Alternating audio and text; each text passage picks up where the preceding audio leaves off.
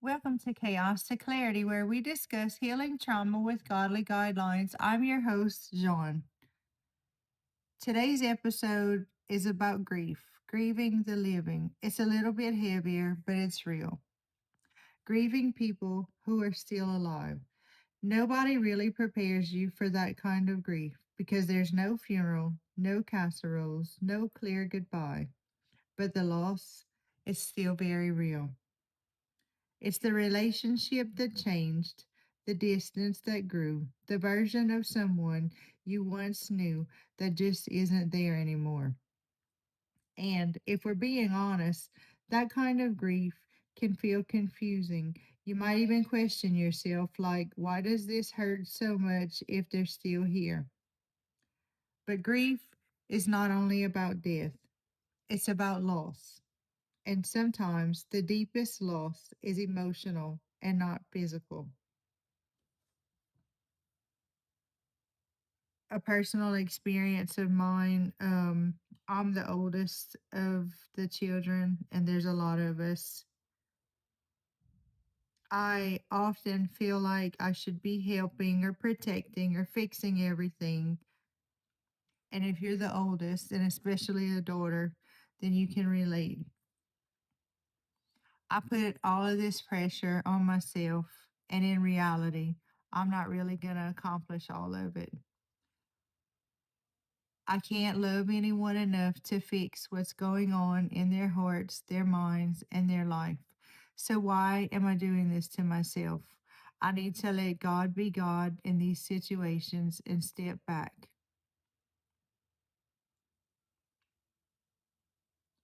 The Bible reminds us in Psalm 34:18, the Lord is close to the brokenhearted and saves those who are crushed in spirit.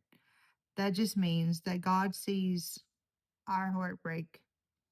He sees unanswered texts, the silence, the tension, the letting go, even when you didn't want to. This can happen with family members or close friends who no longer mesh with our beliefs or our lives. Okay.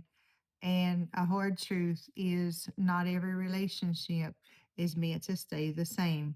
Some people are in our lives for a season, and when it changes, it can feel like a kind of grief. You can go read Ecclesiastes 3 1 through 8 for references. But God, He doesn't waste any of it.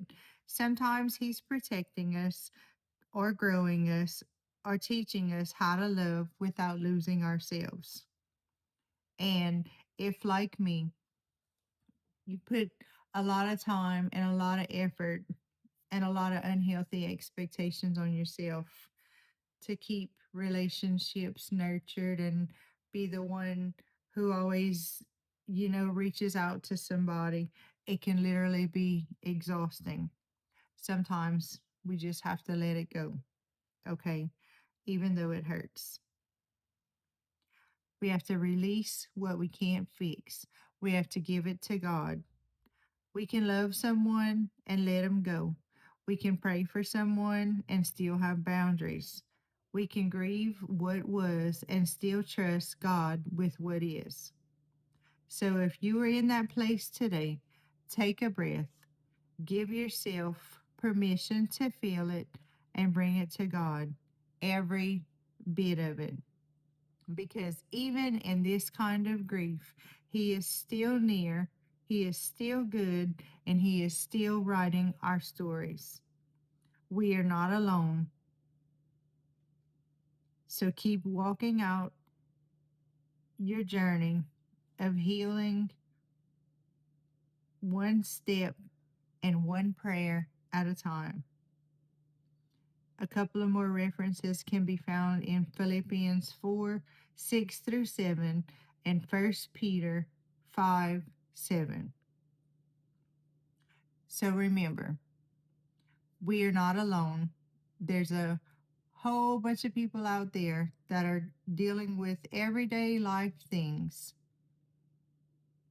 So be encouraged and be reminded God is with you. There's a bunch of other people out there facing the same kind of difficulties that we're facing. And we are all in this together. Until next time, friends.